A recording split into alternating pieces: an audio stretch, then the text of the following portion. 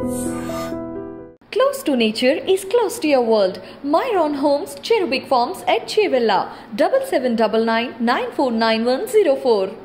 నమస్తే, welcome to I dream. Metro రైళ్లలో ప్రయాణికుల రద్దీ పెరుగుతుండడంతో కనీసం నిల్చొని వెళ్లేందుకు కూడా ఖాళీ ఉండడం లేదు. ఇలాంటి సమయాల్లో తరువాతి ట్రైన్ కోసం వేచి చూడాల్సి వస్తుంది.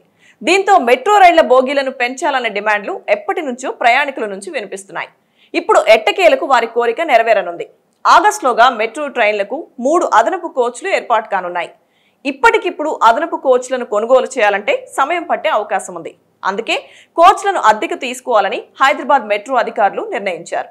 అద్దెకు తీసుకునేందుకు చెన్నై, నాగ్పూర్ మెట్రో అధికారులతో హైదరాబాద్ ఎల్ఎన్టీ మెట్రో అధికారులు మాట్లాడుతున్నారు. ఆగస్టులోగా మెట్రో రైళ్లకు అదనపు బోగీలు రానున్నాయి.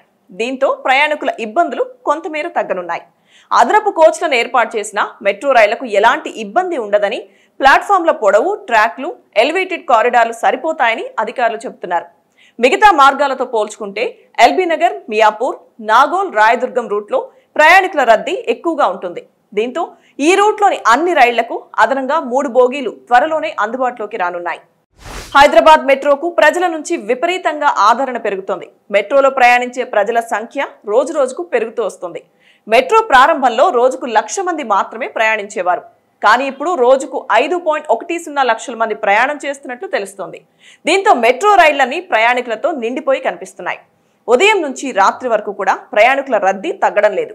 ట్రాఫిక్ సమస్య నుంచి తప్పించుకోవడంతో పాటు త్వరగా గమ్యస్థానానికి చేరుకునే అవకాశం ఉండడంతో మెట్రోలో ప్రయాణించేందుకు ఎక్కువ మంది ఆసక్తి చూపిస్తున్నారు.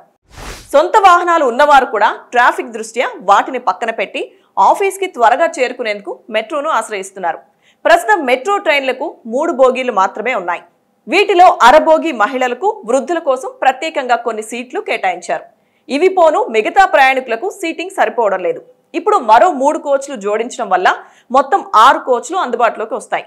దీనివల్ల సీటింగ్ సామర్థ్యం కూడా పెరగనుంది. అటు మెట్రోను విస్తరించేందుకు కూడా ఆలోచిస్తున్నారు. ప్రస్తుతం రాయదుర్గం, శంషాబాద్ ఎయిర్పోర్ట్ మెట్రో పనులు సాగుతున్న విషయం తెలిసిందే.